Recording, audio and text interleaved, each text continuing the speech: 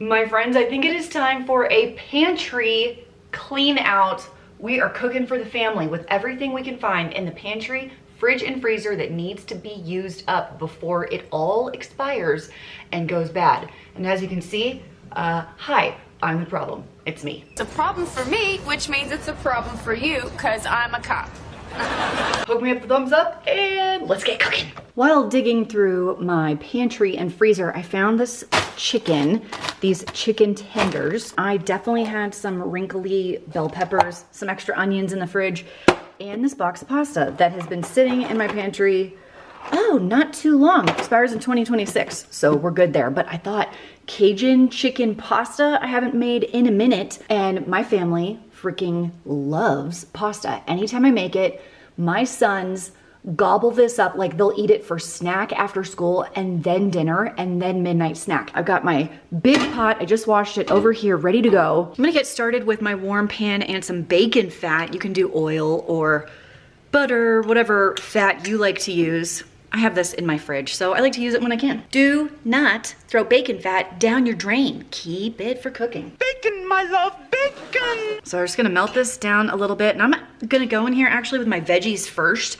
because I want my veggies to be pretty soft in the final dish. I believe this is a 5-quart, 13-inch, very tall pan. This is a huge pan. I wanna do everything in the one pot. And I'm going in with my rustically chopped onions and bell peppers. And I'm just gonna let these cook for a minute and get nice and soft. They don't have to be cooked all the way because I am adding the pasta and liquid in here and cooking everything in here. But now I'm gonna scooch this over just a hair.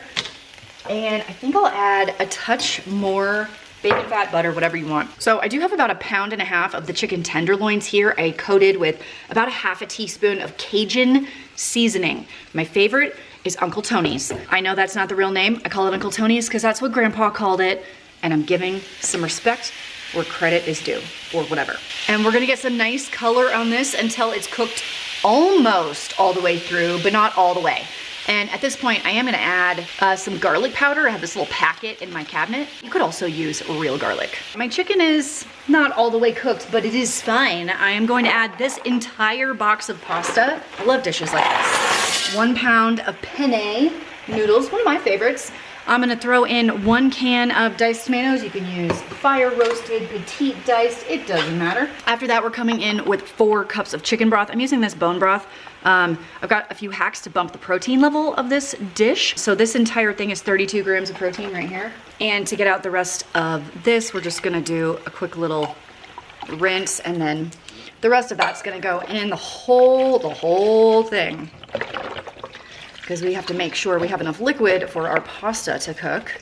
And to that, I'm also gonna add 2 sticks of this powdered bone broth, adding another 20 grams of protein. And what I like about this is there's no salt in these. So I can come in with an extra 1/2 teaspoon of my Cajun seasoning. So this is a 1/4, so we'll do 2 of those. 2 of those right in.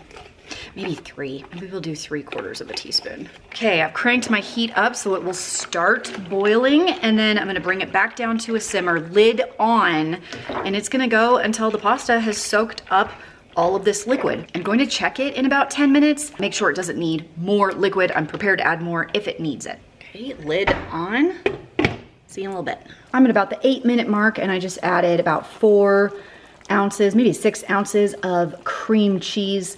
Lid's going back on, it'll melt right in. Okay, my cream cheese is all melted in. I do have a little bit of extra sauce here on the bottom. I'm not super worried about it.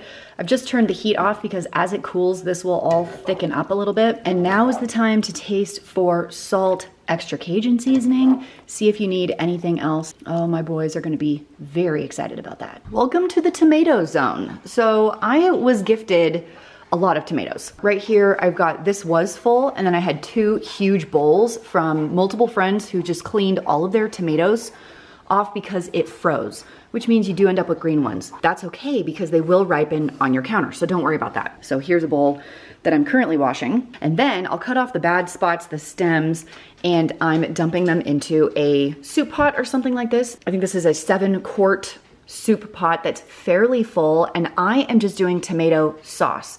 It is the easiest way to do this. If you don't feel like canning, you don't want to make marinara, you don't want to make salsa, you don't want to peel everything, this is so easy. So I've got a variety of tomatoes in here, and I'm just doing like a half a cup of water just to get it going. And we're gonna get this simmering. I need to cook this all down until all the tomatoes are soft. I'll see you then. All right, when we get to this stage, everything looks pretty cooked, really soft. I'm going to get my immersion blender, also known as a stick blender, and put it in there and blend it until it is smooth. Yeah, that's everything. Seeds, skin, everything. Okay, once the tomato sauce is cooked and blended, I'm gonna use these silicone molds. I have 2-cup ones and 1-cup ones. Remember, I haven't put anything in this. There's no salt, there's no sugar, no onions, there is nothing. This is just cooked and blended tomatoes out of, well, I would say my backyard, but it wasn't, because it was my mom's backyard and my friend's backyard. So there's that one. So I won't freeze it immediately. I'll put it in the fridge to cool, because you might be able to see the steam coming off of this. And then when it's cool, I'll stick it in the freezer like overnight. After our tomato sauce has sat in the freezer for a day, overnight, whatever, this is kind of what we end up with. I must have overfilled this a little bit. It's fine. I like to take a Ziploc bag. So all winter, whenever I feel like making chili or homemade marinara, I'm ready to go with these tomato sauce frozen blocks. These are 1-cup containers, and a can of tomato sauce is a little more than a cup, almost 2. And you can get these silicone molds just on Amazon. It's where I got them, so I'll leave a link below if you want to check those out. For tonight's clean out dinner, I thought I would do a family favorite, which is coconut korma. I have these sitting in my pantry for a while. They're actually a little dusty, but I don't think they're expired. Even if they were, it's fine. And I pulled this chicken out of my freezer.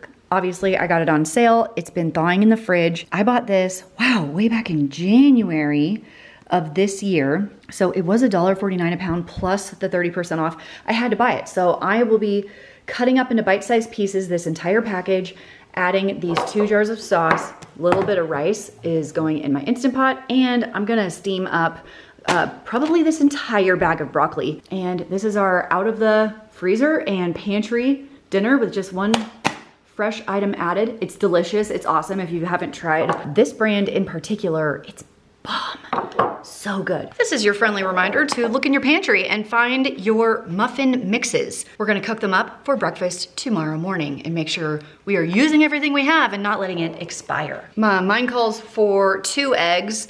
I think my hard boils got mixed in with my raw. Oh good, this one's raw. Yes, 2 raw, fabulous. And a 1/4 cup of milk per box. Got 2 boxes, so 1/2 cup of milk coming in. Now, obviously, homemade muffins are gonna be your cheapest bet, but if you wanna move away completely from prepackaged, like already cooked muffins, box mixes is your way to go. All right, mixed until combined, and we'll scoop it into some muffin tins. I'm using a jumbo muffin tin because I like them big. 400-degree oven for whatever it says on the box. Those look pretty liquidy, even though I followed the instructions, so they may cook a little longer. We'll just see. All right, this was quite a long time, 18 minutes, I think. Probably because I went with the jumbo muffins instead of the little muffins, but they look great and smell great, and breakfast tomorrow is done. I know a lot of people do not have the pantry and freezer stock up and back supply that I do. I've been collecting all of these items for years and years and years. So I wanted to give you another option that was inexpensive and an easy way to feed your family. And that is by using not just any meal box kit, but the only meal box kit I would recommend if you are on a budget but still want to feed a kid-approved, family-friendly, quick meal to those that you love. And that is EveryPlate. I have been using EveryPlate for literally years. You could go back over my channel and see me using EveryPlate all the way back into like 2021. When they reached out to me about doing a sponsor, I was like, abso-freaking-lutely. I love EveryPlate. You want travel hacks? You're traveling with a family, you're staying in an Airbnb, my friends, ship an EveryPlate box to the Airbnb. You don't have to go grocery shopping. Per serving, it's the least expensive one on the market. And they're gonna give you guys a great discount. Hang on, I'm gonna tell you the discount in just a second. Everything that you need gets sent to you in the box at your front doorstep. You've got the recipes, you've got the proteins, you've got the veggies, you have the perfectly portioned sauces and spices. So you don't have to spend all that time going to the grocery store, fighting with everybody, or even paying like food delivery fees just to have groceries delivered to your door and still not really have a great plan. Every Plate runs sales all of the time on their boxes. It's my favorite time to buy a box is when there is an enormous discount like the one I am giving you today. They're gonna give you 50% off your first box and another 10% off for the following month. All you have to do is use my code FFM50 at everyplate.com, or you could click the first link in the doobly-doo, or you can click this QR code right here. This one hanging out right here will also work. And the most important question I know you're asking, is it even good? Sure, it looks good, but does it taste good? Absolutely. I would not have continued ordering Every Plate boxes for my kids if they did not love every single recipe we have ever tried. Family friendly, teenage boy approved. I love it. I think you're gonna love it as well. First link in the blue below, 50% off your first month plus another 10 the following month. Huge thanks to Every Plate for sponsoring today's video. Now let's get back to more cooking. Well, friends, I haven't made taco salad in a minute, and I have this clearance pork that's been sitting in here for how long? Oh, ouch.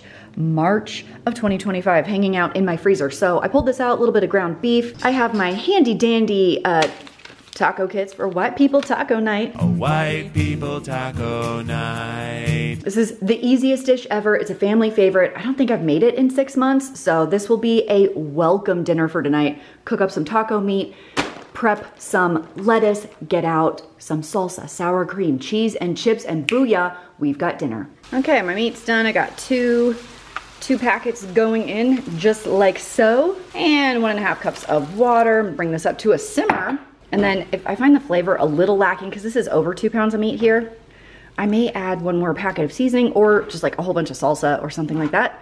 We will have to see where we're at. My mom gifted me some onions from her garden. Here we go. And I was like, these are just enormous. What in the world should I make with this?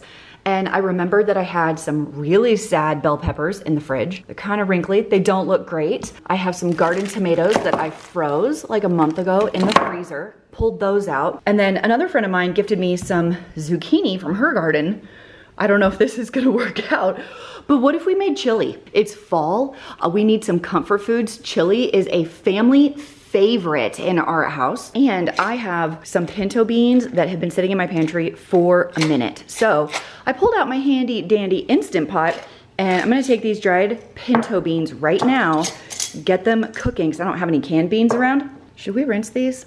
Maybe. Normally when I cook dried beans, I soak them overnight. It's my preferred method, but you don't have to do that. These are not soaked, they're just straight up dry. The formula for Instant Pot dried beans is gonna be pinto beans, kidney beans, red beans, 1 cup of beans to 5 cups of water or broth. So it's a significant amount of water because these have not soaked overnight.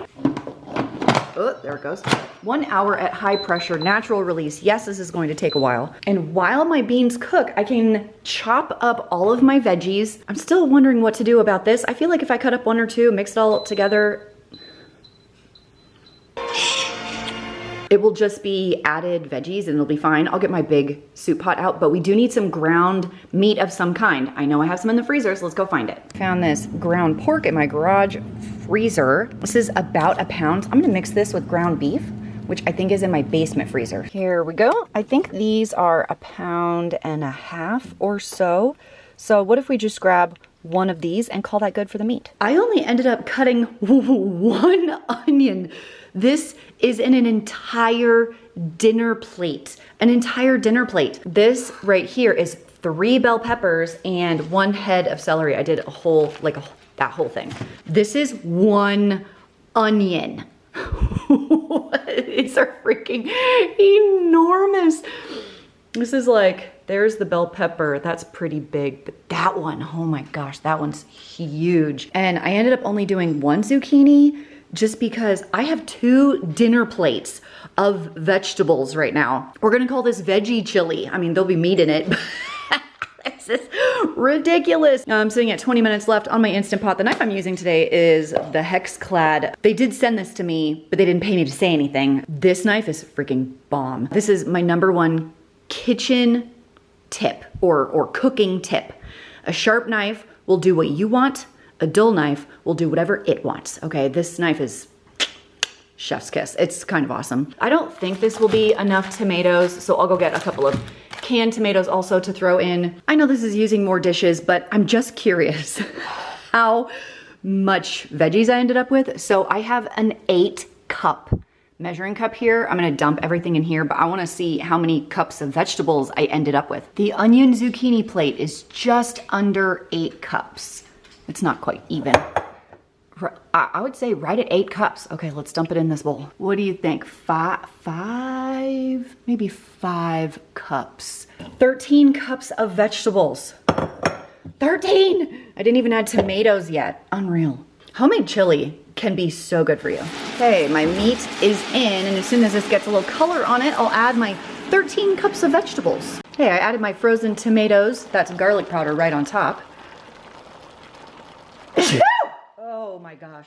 It's the pepper. Gesundheit.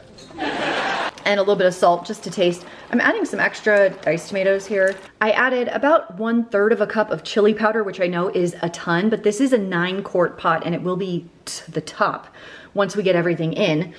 And I'm gonna add some hot sauce and Worcestershire sauce to my heart's content.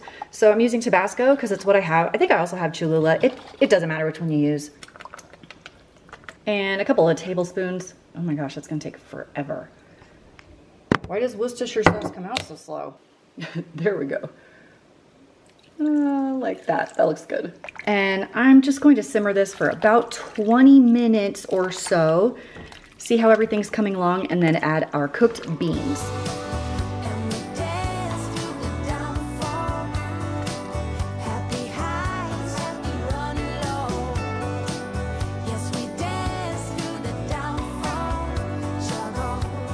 For my proteins for this meal, I'm using a thin, boneless pork chop. It's just a pork loin that's been sliced. I'm only gonna do a very simple salt and pepper. I'm gonna make a sauce, like a pan sauce, after I sear this. I love this as a budget protein option because first of all, it goes on sale all the time. If you slice it yourself, you can get this for $2 a pound.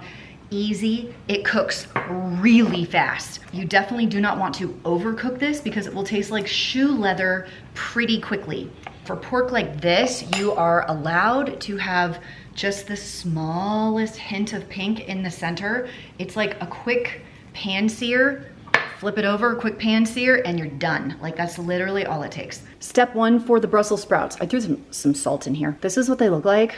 I trimmed them and cut them in half or quarters, and we're gonna do a blanch. That means, whoop, I'm gonna pour them all in and let them boil in here for 3-ish minutes and pull them out and drain them. I wanted to start my mashed potatoes. I had some straggler potatoes and then my neighbor gave me a few potatoes from his garden. So like these are fresh out of the ground mixed with a few yellows that I had left over. This is the end of my yellow potatoes at my house. I still have reds, so no fear. I still have stuff. I'm going to put about a cup of water just so it doesn't scorch the bottom.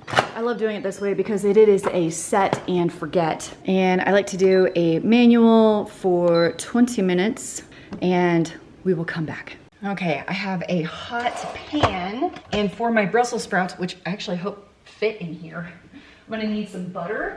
If you wanna get fancy, you can chop up some garlic. I don't have any chopped right now, although I do have it around, but you could also use garlic powder if you want. And we're gonna saute our Brussels sprouts in this butter. I think I will need more butter. That pan is almost too small. A good amount of salt on here. This is a ton of Brussels sprouts. A really good amount of pepper. And saute until you get the cooked through levels that you prefer. And what's awesome is our butter is actually gonna soak into these little crevices because we cut these in half and quarters.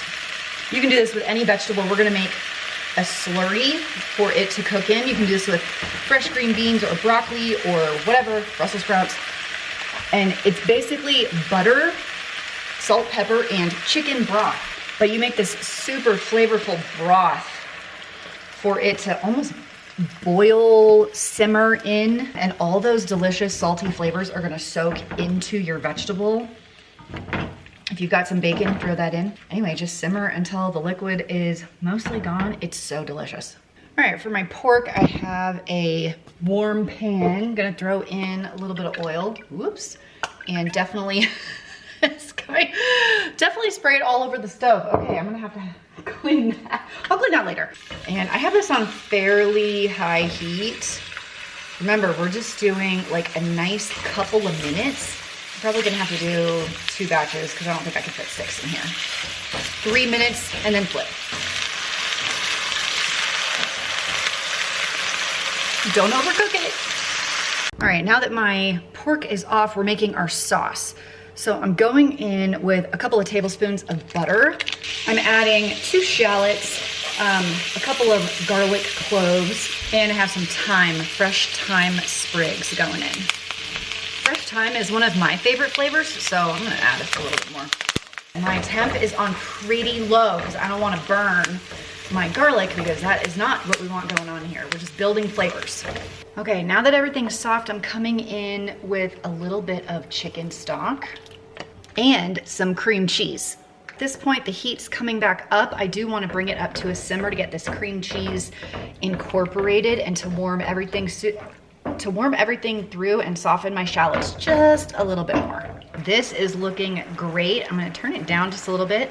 And I will pull out all the thyme stems. I don't want the stems in my sauce. And my favorite thing to do when I'm doing pork or chicken and I've got a nice sauce like this is I take my pork and the pork juices right there. Yeah, they're just gonna go all in and kind of sit in the sauce for just a second, soak it all up. You do wanna check for salt in the sauce. Make sure it is seasoned to your liking, and we are ready to plate. Now, I didn't grow up in a casserole house. The only casseroles my mom ever made were lasagna and my grandpa's chicken and rice casserole. That's it. But when I had potato ham casserole, using some shortcuts like this bag of shredded hash browns, when I married into my husband's family, I loved it. So we are going to make it today. I have one entire bag. I try to buy these when they're on sale, like $2 or less each. This is just under 2 pounds of shredded potatoes, and I'm gonna throw in some ham chunks. I got these on clearance, obviously. And I'm also gonna add kind of the rest of this bag of cheese I have in my fridge, maybe 1.5 cups. And I'm hoping I can stir this all in the casserole dish so I don't have to dirty up another bowl. That would be ideal. All right, here come our liquid ingredients. And my hands are very messy. Okay, I'm gonna add 1 can of cream of chicken, and I'm pretty sure the best by date on this one was a few years ago. It'll be fine. I have 1/4 cup of melted butter and 1.5 cups of sour cream. I'm actually subbing that out with plain non-sweetened Greek yogurt. That's gonna help bump up my protein content, and it's really tangy. I am eyeballing this. Okay, 1.5 cups, which is a good amount, honestly. And because everything else is so savory and it'll mix with the tang of the Greek yogurt, it should be just fine. Now, I don't know if a spoon is the best way to get in here and mix all this together, so I'm just gonna go in with my hands. I really feel like hands are the best tools in the kitchen. Anyway, mixed until combined, and then we will bake in a 350-degree oven for 30 minutes and then put a nice crunchy topping on top. For our crunchy topping, I have about 1/4 cup of melted butter here, and I'm gonna add just some panko breadcrumbs until, I don't even know, until it looks like that's too wet. So more than that, maybe, I don't know, 3/4 cup. I'm totally eyeballing this. Now, because of the ham and the canned soup, it's a pretty salty dish, so I am not adding salt to this. Plus there's already cheese in it. Cheese is salty as well. And we are gonna top, oh yeah, with more cheese. When you're doing like a crispy breadcrumb topping, that's the texture you want right there. It doesn't look wet, just kind of like wet sand a little bit, but you can still crumble into individual chunks. All right, I've got my breadcrumbs and another 1/2 cup of cheese. Not covered, cook another 10 minutes. It is definitely not fancy, but it is delicious. It smells amazing. Like, how can you go wrong with potatoes, cream, cheese, salt, melted butter, some ham bits. Serve it with a side of green veg, a little roll Oh my gosh, excuse me. It's so emotional, I think I need to be alone. I appreciate you guys hanging out with me so much. I'll see you next one. Adios. But wait, there's more. So I really love music. One of my favorite things about the internet and streaming and services like Pandora and Spotify is that sometimes you'll just start playing music that you already know that you like, and they will suggest music that you've never heard before that you surprisingly also like. I am a music streaming junkie. I have no idea what's on the radio. Zero idea what is on the radio. I don't know. I don't know what the popular music is right now. I don't know what's hip with the high schoolers, even though I have high schoolers, because my kids also like what they like, and they are streaming junkies as well. And what's fun is I've been able to find new bands or bands that have been around for a really long time that I've suddenly discovered, and I've been jamming to them in my house. So has that also happened to you? Who have you found recently that you were like, okay, this is like completely a vibe? So I found this band Lost Stars maybe 6 months ago or so, and I've been slowly diving into some of their songs. I've really been enjoying listening to them. And also, fun fact about me, when it comes to music, I don't tend to gravitate towards female vocalists unless it's like your queen, Whitney Houston, or Celine, or like superior vocalists, right? So do you have any music weird quirks or bands that you're really loving? Oh, also, this one's not new. This one's been the last couple of years. But if you haven't been listening to The Maine, I don't know what you're doing with your life. I'm like so vibing with them right now. Anyway, what music are you loving? I love music. I need to know down in the comments. I'll see you in the next video. Christine out.